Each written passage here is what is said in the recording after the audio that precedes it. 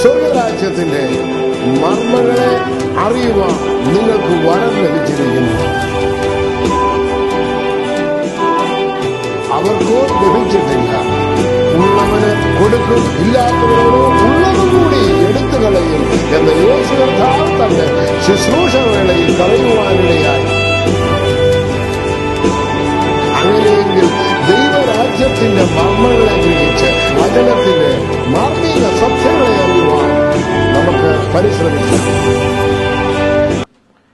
എൻ്റെ പേര് pastor Simon Varghese. എൻ്റെ സ്വദേശം പത്തനംതിട്ട ജില്ലയിൽ അടൂർ. ഇപ്പോൾ ഞാൻ ചില വർഷങ്ങളായി എറണാകുളത്ത് താമസിച്ചു വരികയായിരുന്നു. എന്നാൽ കർത്താവിന് വേലയോടുള്ള ബന്ധത്തിൽ കഴിഞ്ഞ 8 വർഷമായി റാസൽ ഖൈമ പെന്തക്കോസ്റ്റൽ അസംബ്ലി എന്ന പേരിൽ ഇന്ത്യ പെന്തക്കോസ്റ്റ് ദൈവസഭയുടെ ഒരു പ്രവർത്തനം എന്ന നിലയിൽ യുണൈറ്റഡ് അറബ് എമിറേറ്റ്സിൽ കർത്താവിന് വേലയോടുള്ള ബന്ധത്തിലായിരിക്കുന്നു ആയിരിക്കാൻ കർത്താവ് കൃപ ചെയ്തു. കർത്താവ് കഴിഞ്ഞ 8 വർഷമായി ഞങ്ങളെ അവിടെ ഉപയോഗിക്കുന്നു. വിവിധ എമിറേറ്റുകളിൽ കർത്താവിന് വേല ചെയ്യുവാൻ, ദൈവസഭയുടെ പ്രവർത്തനങ്ങൾക്ക് ചുമല കൊടുക്കുവാൻ കർത്താവ് ഭാഗ്യം തന്നു. ഞാൻ കുടുംബസ്ഥനാണ്. എനിക്ക് 2 കുഞ്ഞുങ്ങളുണ്ട്. എൻ്റെ ഭാര്യയുടെ പേര് ജോജി, എൻ്റെ മകൻ്റെ പേര് അഡോണായി, എൻ്റെ മകളുടെ പേര് അഡീന. കർത്താവിൻ്റെ ശ്രേഷ്ഠമായ നാമത്തിന് നന്ദി നിറഞ്ഞ ഹൃദയത്തോടെ സ്തോത്രം ചെയ്യുന്നു. ഇന്ന് നിങ്ങളുമായി ദൈവവചനം ഷെയർ ചെയ്യുവാൻ സ്വർഗത്തിലെ ദൈവം ഒരുക്കിയ നല്ല സാവകാശത്തെ ഓർത്ത് കർത്താവിന് നന്ദി പറയുന്നു. എൻ്റെ പ്രേക്ഷകരായി തിരുവെഴുത്തുകളെ ശ്രദ്ധിക്കുന്ന ഓരോ ജീവിതങ്ങളുടെയും വ്യക്തിപരമായ വിഷയങ്ങൾക്ക് തിരുവെഴുത്തുകളുടെ ശക്തിയാൽ ഒരു വിടുതൽ ഈ വചന നിമിത്തം ലഭിക്കേണ്ടതിന് ഞാൻ ആത്മാർത്ഥമായി പ്രാർത്ഥിക്കുന്നു. പ്രാർത്ഥനയോടെ നമുക്ക് തിരുവെഴുത്തുകളെ ശ്രദ്ധിക്കാം. ഇന്ന് നാം ചിന്തിക്കുന്ന വിഷയം വളരെ പരിചിതമായ വിഷയമാണ്. വിശുദ്ധ തിരുവെഴുത്തിൽ സുവിശേഷങ്ങളിൽ ഒന്നാമതായി രേഖപ്പെടുത്തിയിരിക്കുന്ന മത്തായി സുവിശേഷം, അതിലെ 6-ാമത്തെ അധ്യായം 10-ാമത്തെ വാക്യം ഇങ്ങനെ വായിക്കുന്നു: നിന്റെ രാജ്യം വരണമേ. യേശുക്രിസ്തുവിന്റെ ശിഷ്യന്മാർ യേശുവിന്റെ അടുക്കൽ ചെന്ന് യേശു കർത്താവിനോട് പറയുന്നു, കർത്താവെ, ഞങ്ങളെ കൂടെ പ്രാർത്ഥിക്കാൻ പഠിപ്പിക്കണം. ഇത് പറയാൻ ഒരു കാരണമുണ്ട്. യഹൂദ പശ്ചാത്തലത്തിൽ ജീവിക്കുന്നവരാണ് ശിഷ്യന്മാർ. അവർക്ക് ദൈവത്തെ ആരാധിക്കുവാൻ, ദൈവമായി ബന്ധപ്പെടുവാൻ ദൈവം കൊടുത്ത വിശുദ്ധ ആലയം യെരൂശലേം ദൈവാലയം. ആ ദൈവാലയത്തിൽ അവർ നാളുകളായി ദൈവത്തെ ആരാധിക്കുന്നു. അവർക്ക് പുരോഹിതന്മാർ ശുശ്രൂഷ ചെയ്യുവാനായിട്ട് കർത്താവിനാൽ ആക്കപ്പെട്ടിട്ടുണ്ട്. പഴയ നിയമ ന്യായപ്രമാണത്തിന്റെ പുരോഹിതന്മാരായി, മഹാപുരോഹിതന്മാരായി അനേകരെ അവർ കണ്ടിട്ടുണ്ട്. ക്രമപ്രകാരം ഓരോ പുരോഹിതന്മാരും അവരുടെ ശുശ്രൂഷ ചെയ്യുന്നു. എന്നാൽ അവരുടെ സ്ഥാനവസ്ത്രങ്ങൾ അണിഞ്ഞ് അവരുടേതായ ശുശ്രൂഷകൾ അവർ ചെയ്തിട്ടും ആ ആലയത്തിനകത്ത് കണ്ടിട്ടില്ലാത്തതൊന്ന്, ഒരു ശ്രേഷ്ഠതയും അവകാശപ്പെടാത്ത, സ്ഥാനവസ്ത്രങ്ങളില്ലാത്ത യേശുവിന്റെ ശുശ്രൂഷയിൽ സംഭവിക്കുന്നത് ശിഷ്യന്മാർ കണ്ടു. അർത്ഥാൽ നാളുകളായി മഹാപുരോഹിതന്മാർ യെരൂശലേം ദൈവാലയത്തിനകത്ത് ശുശ്രൂഷിക്കുന്നുണ്ട്. ആ വേദപുസ്തകം പഠിക്കുമ്പോൾ നമുക്ക് കാണുന്നു 18 വർഷമായി കൂനിയായ ഒരു സ്ത്രീ ആലയത്തിനകത്തുണ്ട്. അവൾക്കൊരു വിടുതൽ ആ മഹാപുരോഹിതന്മാരുടെ ശുശ്രൂഷയിൽ ലഭിച്ചില്ല. അവൾക്കൊരു സൗഖ്യം അവരുടെ ശുശ്രൂഷയിൽ ലഭിച്ചില്ല. അപ്പോസ്തല പ്രവർത്തനങ്ങളുടെ പുസ്തകം 13-ാമത്തെ അധ്യായം പഠിക്കുമ്പോൾ നമുക്ക് കാണുവാൻ കഴിയുന്നുണ്ട്, ആലയത്തിന്റെ വാതുക്കൽ, സുന്ദരമെന്ന ദൈവാലയ ഗോപുരത്തിന്റെ വാതുക്കൽ ജന്മനാ മുടന്തനായ ഒരു മനുഷ്യൻ അവനെ ഭിക്ഷാടനത്തിനായി ഇരുത്തിയിരിക്കുന്നു. അവനെ കുറിച്ച് വേദപുസ്തകത്തിൽ വായിക്കുന്നവൻ ഏകദേശം 40 വയസ്സുള്ളവരായിരുന്നു. വിശുദ്ധ തിരുവെഴുത്തിലെ ഏറ്റവും പ്രായമുള്ള രോഗി എന്ന് വേണമെങ്കിൽ പറയാവുന്ന ഈ മനുഷ്യൻ, അവൻ ആലയത്തിന്റെ വാതുക്കലുണ്ട്.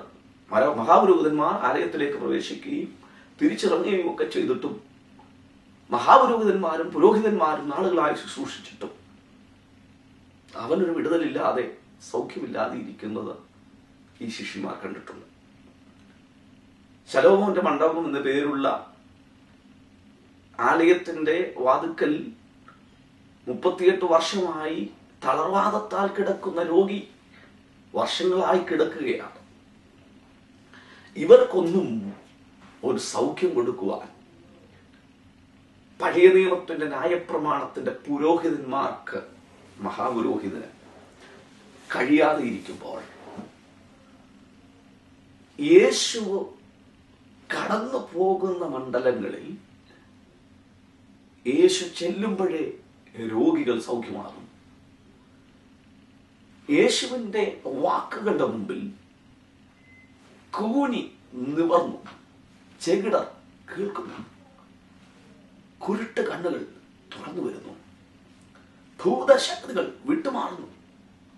അപ്പോൾ പഴയ നിയമത്തിന്റെ മഹാപുരോഹിതന്മാർക്കില്ലാത്തത് എന്തോ ഒന്ന് യേശുവിന്റെ വാക്കുകൾക്കുണ്ട് എന്ന് ശിഷ്യന്മാർക്ക് ബോധ്യമായി. അവർ ആ ബോധ്യത്തിന് പിന്നിൽ അതിന്റെ സത്യം കണ്ടുപിടിക്കുവാൻ ശ്രമിച്ചപ്പോൾ അവർ കണ്ടെത്തിയ ഒരു കാര്യമാണ് യേശുവിന്റെ രഹസ്യ പ്രാർത്ഥന. യേശു തന്റെ രഹസ്യ പ്രാർത്ഥനയിൽ പിതാവാം ദൈവത്തോട് പ്രാർത്ഥിക്കുന്നത് കണ്ട ശിഷ്യന്മാർ യേശുവിന്റെ അടുക്കൽ വന്ന് പറയുന്നു, കർത്താവേ, ഞങ്ങളെ കൂടെ പ്രാർത്ഥിക്കാൻ പഠിപ്പിക്കണം. കർത്താവരെ പ്രാർത്ഥിക്കുവാൻ പഠിപ്പിച്ചപ്പോ പ്രാർത്ഥനയിൽ എന്ത് പ്രാർത്ഥിക്കരുത് എന്നാണ് താൻ അവരെ പഠിപ്പിച്ചു തുടങ്ങിയത്. ഒടുവിലായി കർത്താവ് പ്രാർത്ഥിക്കുവാൻ പഠിപ്പിക്കുമ്പോൾ അവരോട് പറയുന്നു, നിങ്ങൾ പ്രാർത്ഥിക്കുമ്പോൾ ഇവണ്ണം പ്രാർത്ഥിപ്പിക്കുക. യേശു കർത്താവ് ശിഷ്യന്മാരെ പഠിപ്പിച്ച പ്രാർത്ഥനയിലെ ഒരു വാക്കാണ് ഇന്നത്തെ ധ്യാനത്തിന് നമ്മൾ വായിച്ചത്. കർത്താവ് തന്റെ ശിഷ്യന്മാരോട് പറയുന്നു, നിന്റെ രാജ്യം വരണമേ എന്ന് പ്രാർത്ഥിപ്പിക്കും. സാധാരണ നിലയിൽ നാം ചിന്തിക്കാത്ത ചില മിസ്റ്ററികൾ, ചില മർമ്മങ്ങൾ ഈ വാക്കിനകത്തുണ്ട് എന്ന് പരിശുദ്ധാത്മാവ് ഒരിക്കൽ പഠിപ്പിച്ചു. എന്താണ് ആ വലിയ മർമ്മങ്ങൾ? ഇന്ന് രാത്രി നാം ഈ വചനം ധ്യാനിക്കുമ്പോൾ ഇത് നമുക്ക് വിടുതലായി, സൗഖ്യമായി, ആശ്വാസമായി പരിണമിക്കുവാൻ പരിശുദ്ധാത്മാവ് വചനത്തിൽ കൂടെ ക്രിയ ചെയ്യട്ടെ. കർത്താവ് പറഞ്ഞു, നിന്റെ രാജ്യം വരണമേ.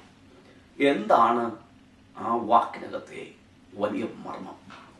വിശുദ്ധ തിരുവെഴുത്തിൽ കർത്താവ് വളരെ പ്രാധാന്യം കൊടുത്ത് പഠിപ്പിച്ച ഒരാഴമേറിയ വിഷയമാണ് ദൈവരാജ്യം എന്നുള്ളത്. കർത്താവ് തന്റെ പരസ്യ ശുശ്രൂഷകളിലൊക്കെ പല കാര്യങ്ങൾ ശിഷ്യന്മാരെ പഠിപ്പിച്ചിട്ടുണ്ട് എങ്കിലും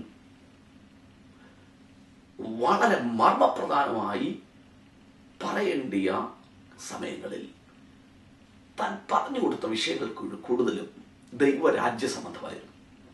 ഏകദേശം 47 ഉപമകൾ വിശുദ്ധ തിരുവെഴുത്തിൽ കാണുവാൻ കഴിയും. അതിൽ 18 ഉപമകൾ യേശു കർത്താവ് ദൈവരാജ്യ സംബന്ധമായി പറഞ്ഞിട്ടുണ്ട് എന്നാണ് നമുക്ക് പഠിക്കുവാൻ കഴിയുന്നത്. ദൈവരാജ്യത്തിന് ഇത്രയേറെ ഇമ്പോർട്ടൻസ് കർത്താവ് കൊടുത്തെങ്കിൽ എന്തോ ചില കാര്യങ്ങൾ അതിനകത്ത് കർത്താവ് ഉദ്ദേശിക്കുന്നില്ലേ?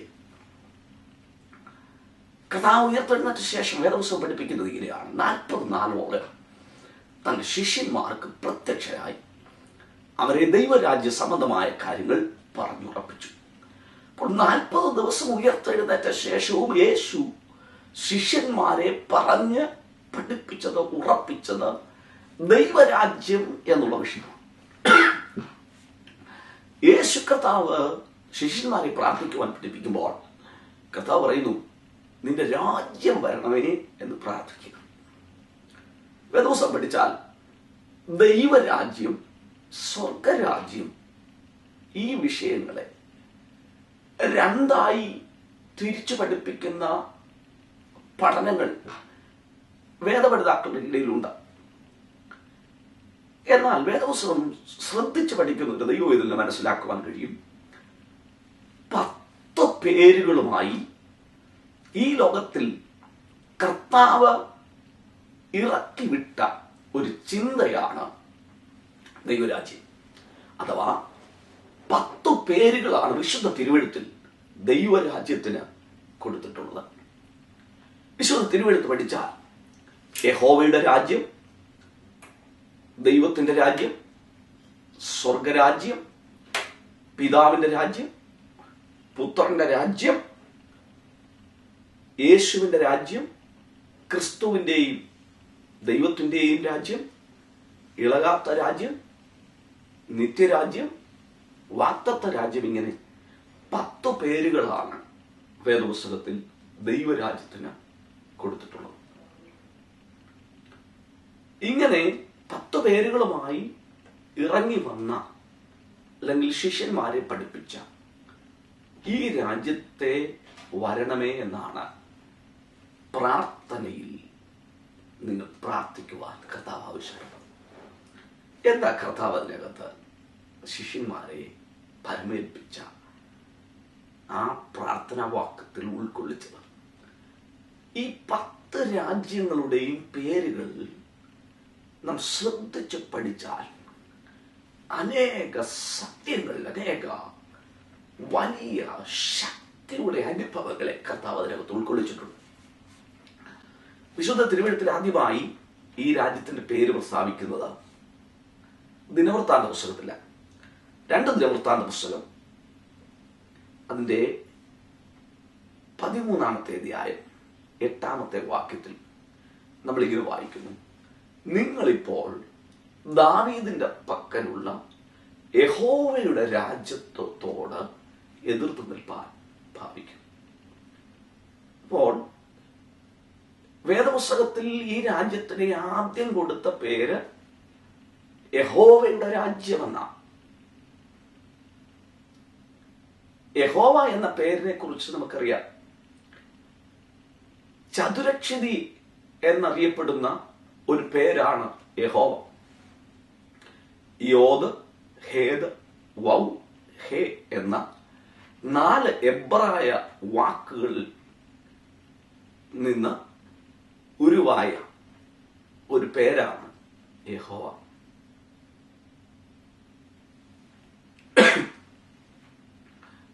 ആ പേരിന് ഒരു അർത്ഥമുണ്ട്.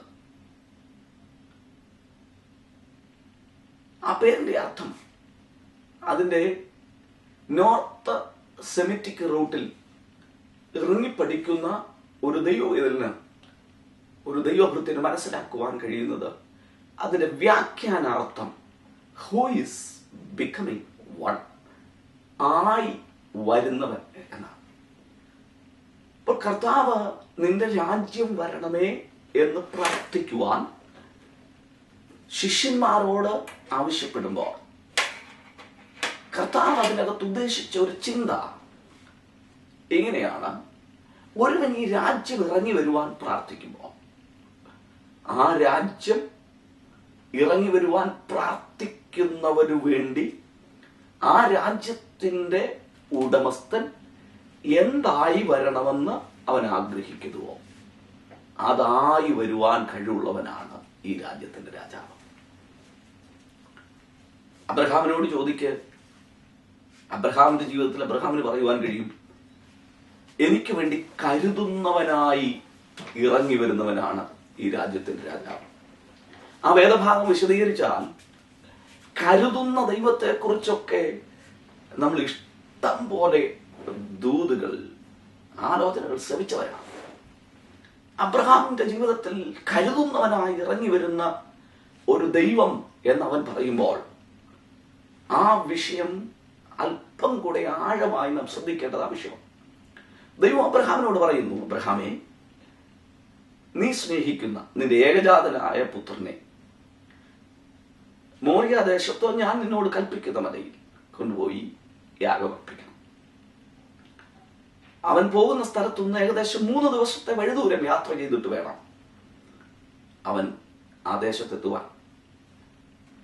അവൻ യാത്ര തിരിക്കുമ്പോൾ തന്റെ മകനോടുകൂടെ വിറക് കീറിയെടുത്ത് കഴുതയ്ക്ക് കോപ്പിട്ട് കെട്ടി വേലക്കാരുമായി യാത്ര തിരിക്കുമ്പോൾ മകൻ അപ്പനോട് ചോദിക്കുന്നു, അപ്പാ, വിറവുണ്ട്, കത്തിയുണ്ട്, തീയുണ്ട്, യാഗമൃഗം എവിടെ? അവൻ പറയുകയാണ്, മോനെ, യഹോവ ഇനി ദൈവം കരുതിക്കൊള്ളൂ. ഒരു യാഗമൃഗത്തെ കരുതുമെന്നുള്ള വിശ്വാസത്തിന്റെ വാക്ക് എന്നതിനേക്കാൾ ഉപരി ആ വാക്കിനകത്ത് നമുക്ക് കാണുവാൻ കഴിയുന്ന ഒരു ചിന്ത, മകനോട് സത്യം മറച്ചു വെക്കുന്ന ഒരപ്പന്റെ ഹൃദയവേദന നമുക്കതിനകത്ത് കാണുവാൻ കഴിയും. എന്ന് പറഞ്ഞാൽ തന്റെ ഏകജാതനും താൻ സ്നേഹിക്കുന്നവനുമായി ഇസഹാക്ക് തന്നെയാണ് ആ യാഗത്തിന്റെ മൃഗമെന്ന് അവനോട് പറഞ്ഞാൽ അടുത്ത 3 ദിവസങ്ങളിലെ യാത്രയിൽ യാഗമാകുവാൻ പോകുന്ന മൃഗം ഞാനാണല്ലോ എന്ന് പറഞ്ഞ് ഹൃദയത്തിൽ ആ മകൻ വേദനിക്കുന്ന വേദനയില്ലാതിരിക്കാൻ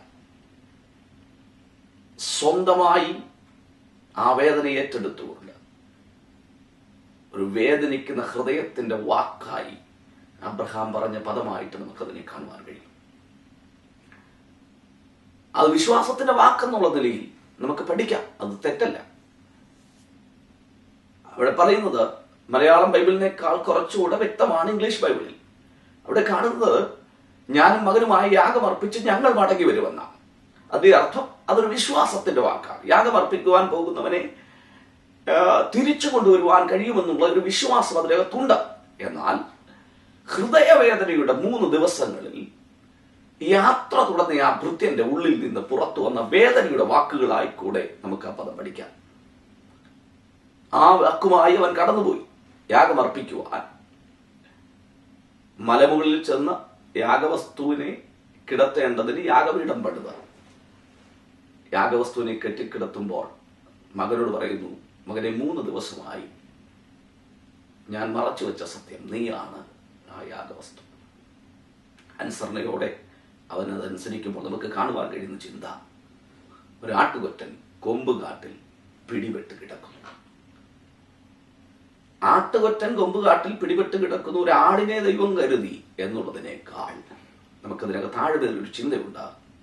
സാധാരണ നിലയിൽ ബൈബിൾ ട്രാൻസ്ലേഷനുകൾ ചേർത്ത് പഠിച്ചാൽ ആട്ടുകൊറ്റൻ എന്നതിന് ഉപയോഗിച്ചിരിക്കുന്ന പദം റാം എന്ന പദമാണ്. ആ പദത്തിന്റെ അർത്ഥം എൻസൈക്ലോപീഡിയ പരിശോധിച്ചാൽ അത് താഴ്വരകളിൽ മാത്രം ജീവിക്കുന്ന ഒരു ജീവി എന്നാണ്. വേദനയോടെ യാത്ര ചെയ്യുന്ന അബ്രഹാമിനു വേണ്ടി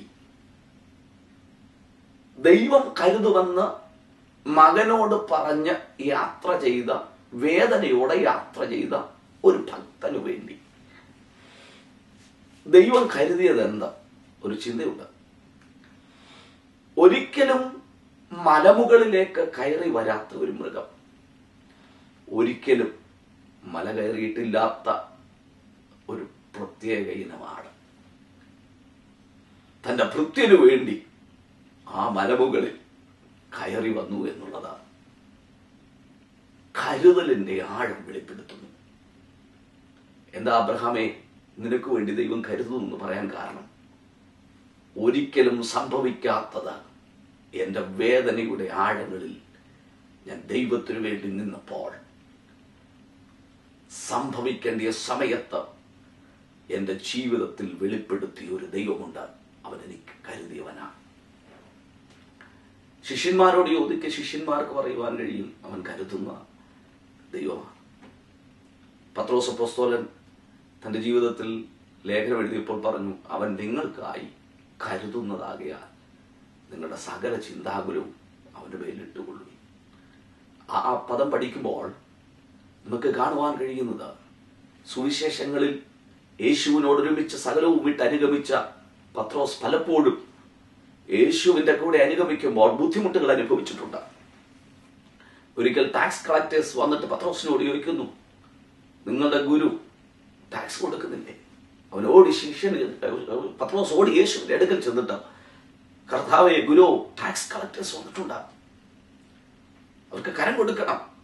കർത്താവ് അവരോട് പറയുന്നു, നീ പോയി കടലിൽ ചൂണ്ടയിട്ട ആദ്യം കിട്ടുന്ന മത്സ്യത്തിന്റെ വായിൽ 4 ദ്രഹ്മപ്പണം കാണും. അതിൽ നിന്ന് കിട്ടുന്ന ദ്രഹ്മപ്പണം എടുത്ത് എനിക്കും നിനക്കും വേണ്ടി ടാക്സ് കൊടുക്കുക. ദ്രഹ്മപ്പണം പിരിക്കുന്ന ആൾക്കാർ എന്നാണ് എഴുതിയിരിക്കുന്നത്. യേശുവിന് വേണമെങ്കിൽ പറയാൻ 2 ദ്രഹ്മപ്പണമുള്ള മത്സ്യത്തിന്റെ വായിൽ നിന്ന് അത് എടുക്കുക എന്ന് പറഞ്ഞാൽ അതും സംഭവ്യമാണ്. കാരണം കർത്താവിന്റെ വാക്കുകളുടെ മുമ്പിൽ സകലവും സാധ്യം. പക്ഷേ ചില നാളുകളായി തന്നോട് ഒരുമിച്ച് യാത്ര ചെയ്തിട്ട് നിത്യവൃത്തിക്ക് വകയില്ലാതെ നിൽക്കുന്ന ആ ശിഷ്യന്റെ ഉള്ളിലും ഭാരമുണ്ട്. എന്താ ഭാരം? അവന് ടാക്സ് കൊടുക്കാനുള്ളതാ. കർത്താവ് പറയുന്നു, അതെടുത്ത്, ആ ദ്രഹ്മപ്പണം എടുത്ത്, ചതുർദ്രഹ്മപ്പണം എടുത്ത് എനിക്കും നിനക്കും വേണ്ടി കൊടുക്കാം. ഒന്നുമില്ലായ്മയിൽ കരുതിയ ഒരു ദൈവത്തെ പത്രോസ് വിളിച്ചു പറയാം. അവന്റെ ജീവിതത്തിൽ അനേക സംഭവങ്ങളുണ്ട്.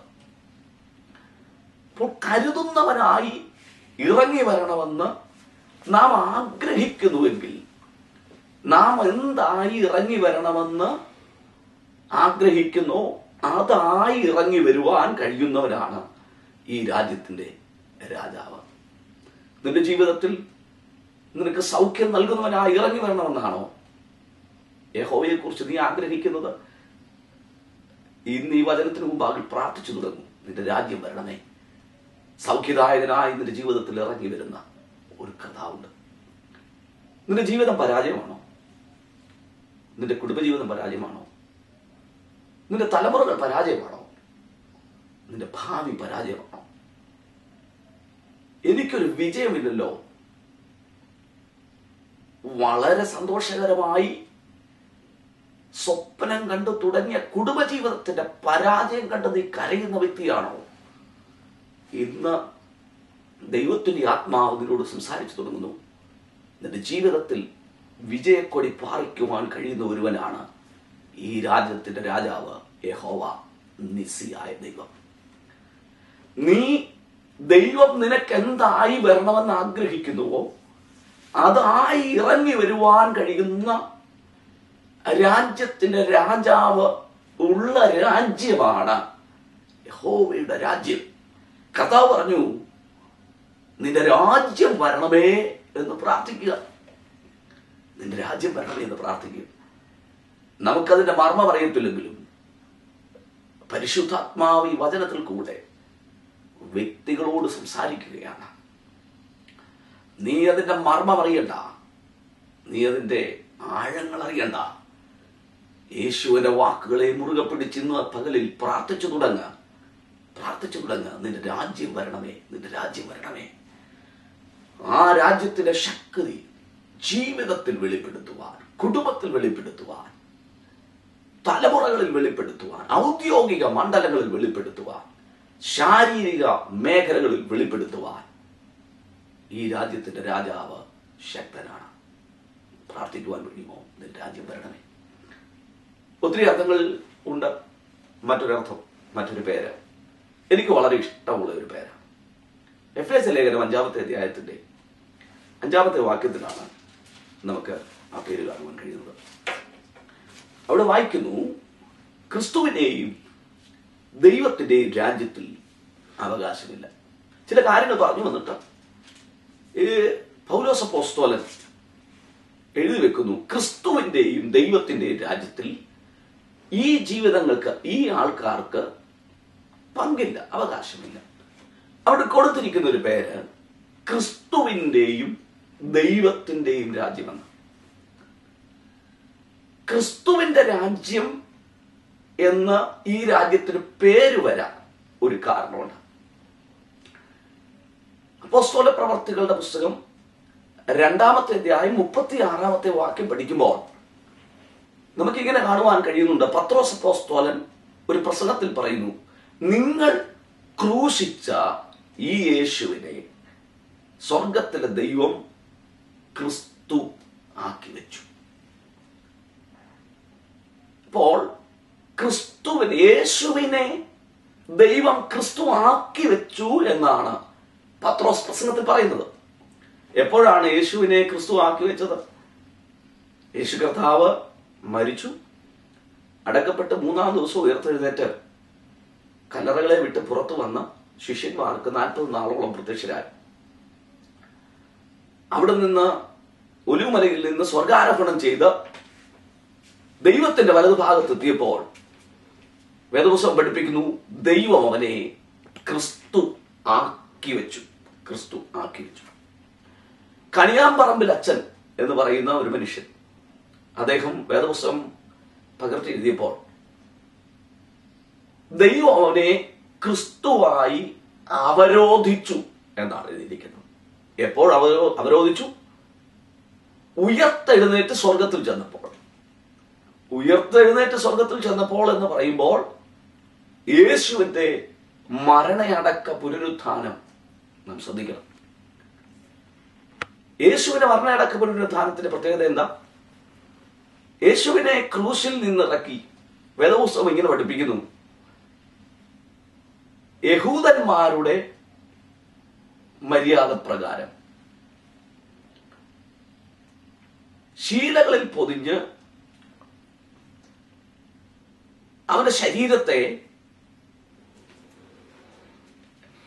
100 മങ്കിലും ചേർത്ത കൂട്ടുകൊണ്ട് പൊതിഞ്ഞു കെട്ടി ആരെയും വെച്ചിട്ടില്ലാത്ത ഒരു പുത്തൻ കല്ലറയിൽ അടക്കി. അരിമത്യാക്കാരൻ ജോസഫിന്റെ കല്ലറയിൽ അവനെ അടക്കം ചെയ്തു എന്ന് നമ്മൾ വായിക്കും. ആരെയും വെച്ചിട്ടില്ലാത്ത കല്ലറയിൽ അവനെ അടക്കിയപ്പോൾ യഹൂദന്മാരുടെ മര്യാദ പ്രകാരം എന്നൊരു പദം വേദപുസ്തകത്തിലുണ്ട്. എന്താ യഹൂദന്മാരുടെ മര്യാദ പ്രകാരമുള്ള പദം?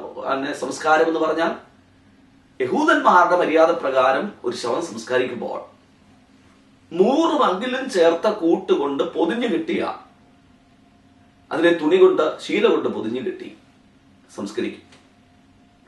100 മകലും കൊണ്ട് ഉണ്ടാക്കിയ കൂട്ട് ഒരു ശവശരീരത്തിൽ വെച്ച് കെട്ടിയാൽ സയന്റിഫിക്കായി നമുക്ക് മനസ്സിലാക്കുവാൻ കഴിയുന്നത് 42 മണിക്കൂർ കൊണ്ട് ആ കൂട്ട് കോൺക്രീറ്റിനേക്കാൾ ശക്തമായി ഉറയ്ക്കും.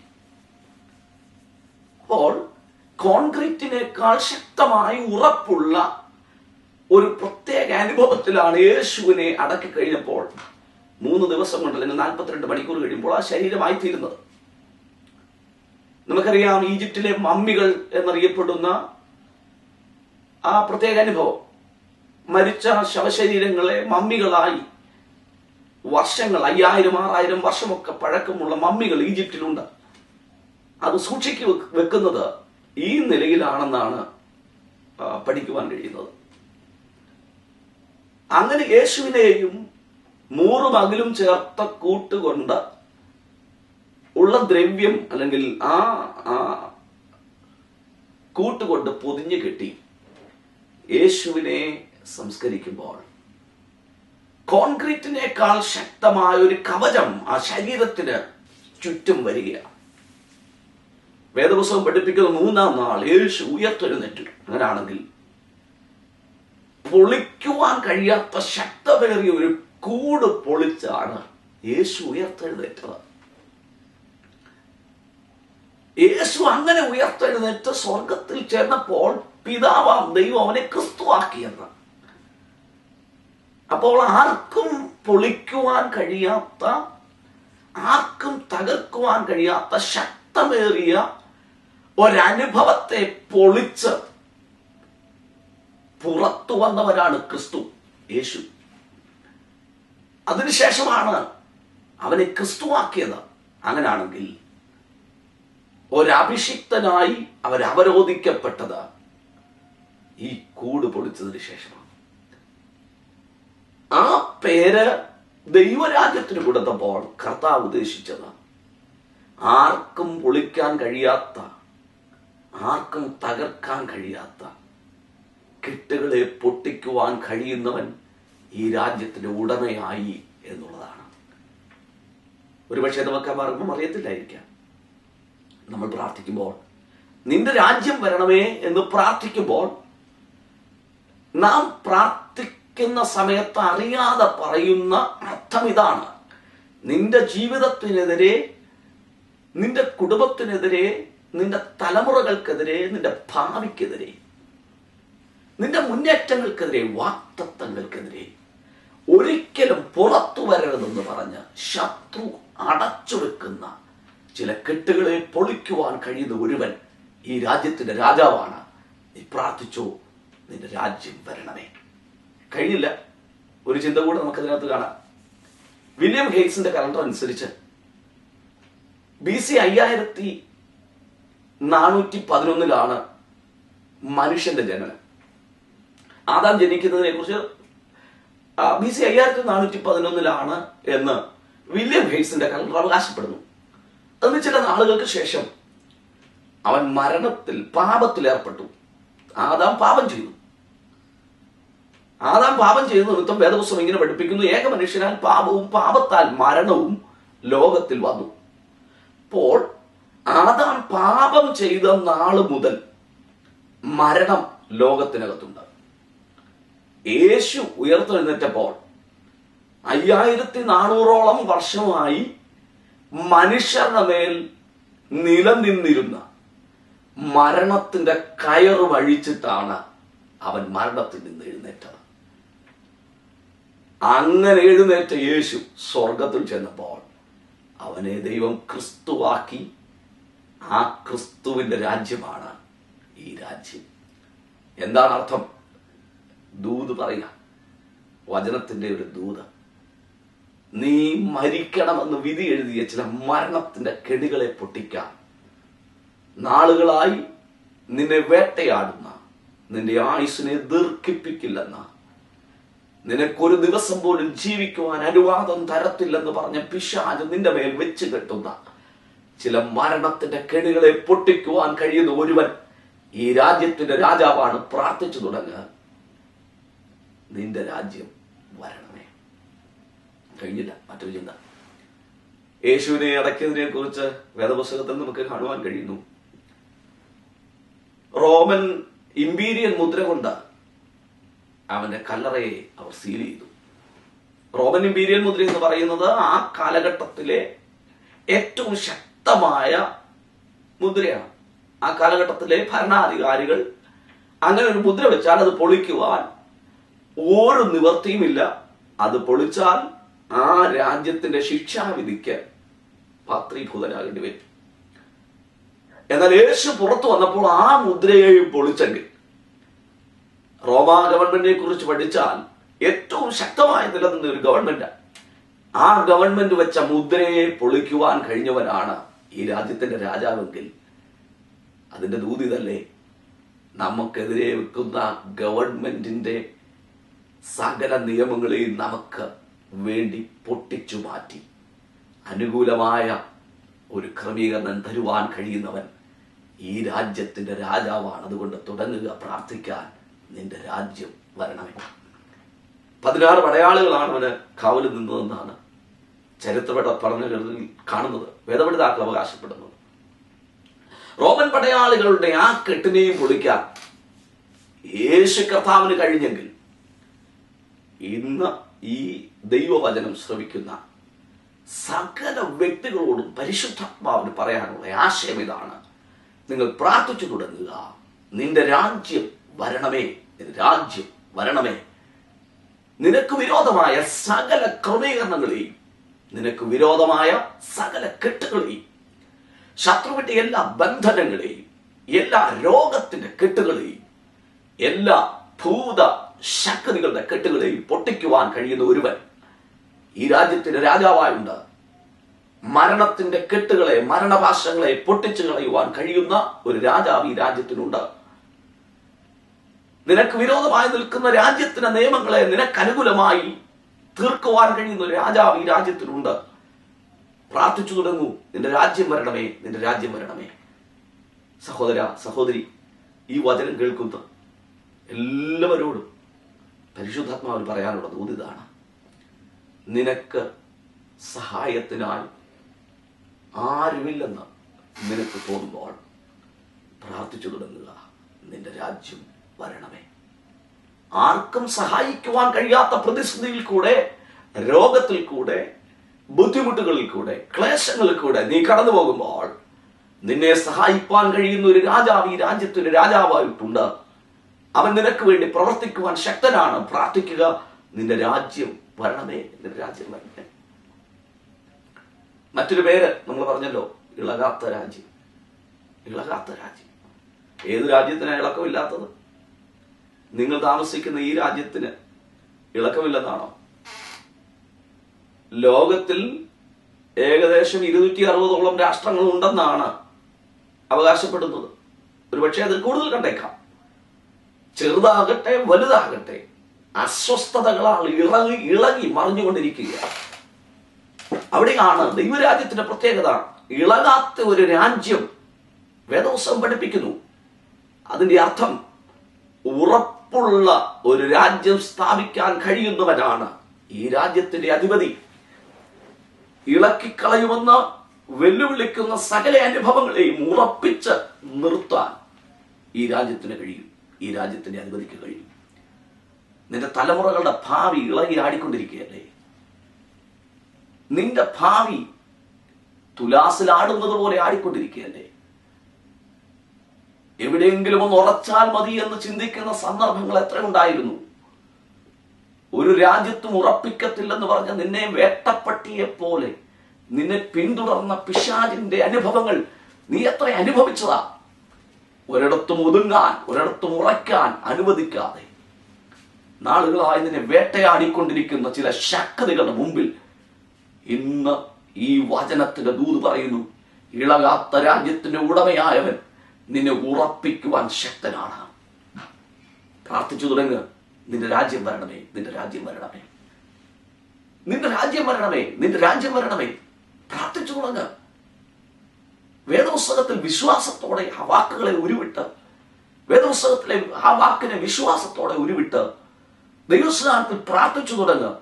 ആടിക്കൊണ്ടിരിക്കുന്ന തലമുറയുടെ ഭാവിയെ ശ്രേഷ്ഠകരമായി ഉറപ്പിച്ചു നിർത്തുവാൻ കഴിയുന്ന ഒരുവൻ ഈ രാജ്യത്തിന്റെ രാജാവാണ്.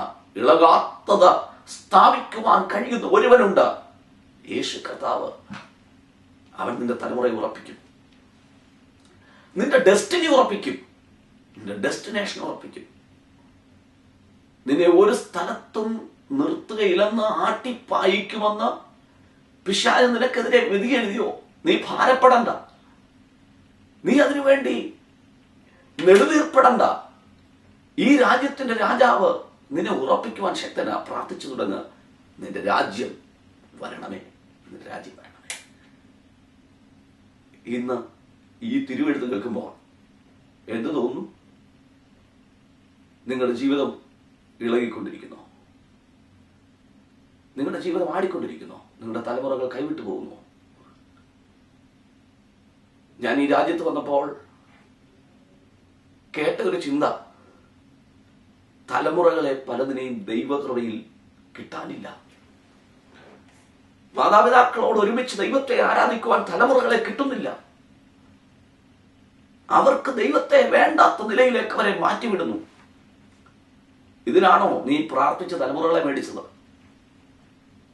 നാളുകളായി കരഞ്ഞ്, ഒരു തലമുറയ്ക്ക് വേണ്ടി കരഞ്ഞ് തലമുറയെ മേടിച്ചിട്ട് അവർ ദൈവകൃപയിൽ ഇല്ലെന്നോ? നിന്നോടൊരുമിച്ച് മുഴങ്കാലും അടക്കി ദൈവത്തെ ആരാധിക്കുവാനും ജീവനുള്ള ദൈവത്തെ ആരാധിക്കേണ്ടതിനും അവന്റെ വേല ചെയ്യേണ്ടതിനും അവരെ കിട്ടാത്ത ഒരു അനുഭവത്തിലേക്ക് അവരുടെ ആ തലമുറകളെ മാറ്റിക്കളഞ്ഞ ശത്രുവിന്റെ കെണികൾ നിന്റെ മുമ്പിൽ വെല്ലുവിളി ഉയർത്തി നിൽക്കുന്നത് കണ്ടിട്ട് ഞാൻ എന്തു ചെയ്യുമെന്ന് ചോദിക്കാനല്ല, ഈ വചനത്തിന് മുമ്പിൽ പ്രാർത്ഥിച്ചു തുടങ്ങട്ടെ. നഷ്ടപ്പെട്ടതിനെ വീണ്ടെടുക്കുന്ന വീണ്ടെടുപ്പുകാരനായി വരുന്ന ഒരുവനാണ് ഈ രാജ്യത്തിന്റെ രാജാവ്. ആയി വരുന്നവൻ, വീണ്ടെടുപ്പുകാരനായി വരുന്നവൻ, വീണ്ടെടുപ്പുകാരനായി വരുന്നവൻ. നിനക്കൊരു വീണ്ടെടുപ്പുണ്ട്, നിന്റെ തലമുറകൾക്കൊരു വീണ്ടെടുപ്പുണ്ട്. പിശാച് പിടിച്ചു വെച്ച ചില അവകാശങ്ങളുടെ മേൽ ഇന്ന് ഈ വചനം കേൾക്കുമ്പോൾ ദൈവത്തിന്റെ വീണ്ടെടുപ്പ് നടക്കുകയാണ്.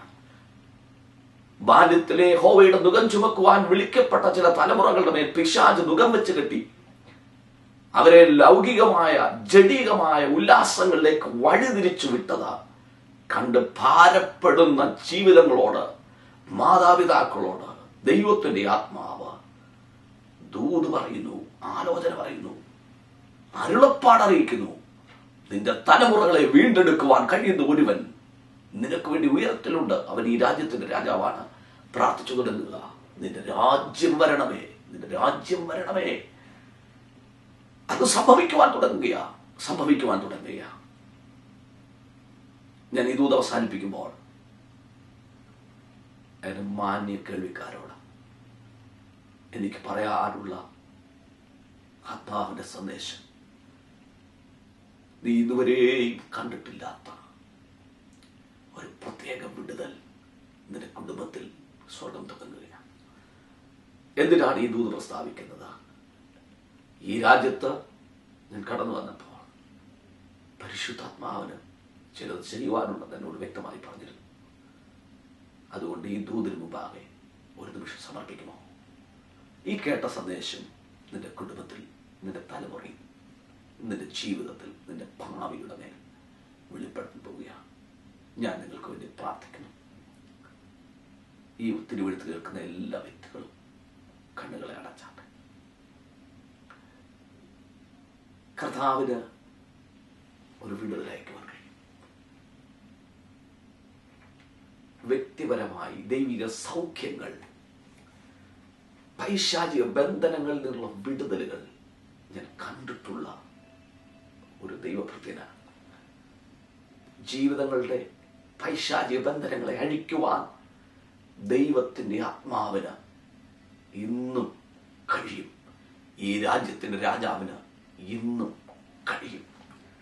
ദൈവത്തിന്റെ ആത്മാവിനോട് പറയുന്ന ഒരു സന്ദേശം, കുടുംബജീവിതത്തിന്റെ മാധുര്യം സ്വപ്നം കണ്ട, കുടുംബജീവിതം തുടങ്ങി വെച്ച ചില ജീവിതങ്ങൾ, കൈപ്പേറിയ അനുഭവങ്ങളുടെ മുമ്പിൽ കുടുംബജീവിതത്തിന്റെ തകർച്ച കണ്ട് കരയുന്ന അനുഭവങ്ങൾ, ആ വ്യാപരിക്കുന്ന ആത്മാവിനെ, കുടുംബജീവിതത്തെ തകർത്തെറിഞ്ഞ്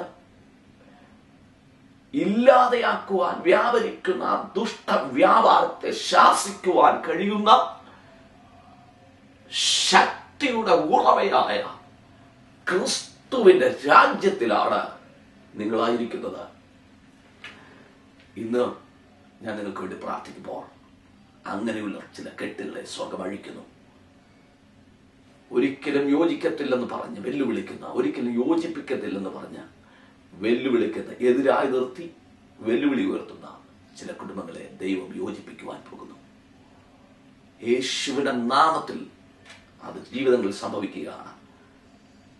തലമുറകളെ തരികയില്ലെന്ന് വെല്ലുവിളിക്കുന്ന ചില അനുഭവങ്ങളെ സ്വർഗം ശാസിച്ച് തലമുറകളെ തരുവാൻ പോകുന്നു.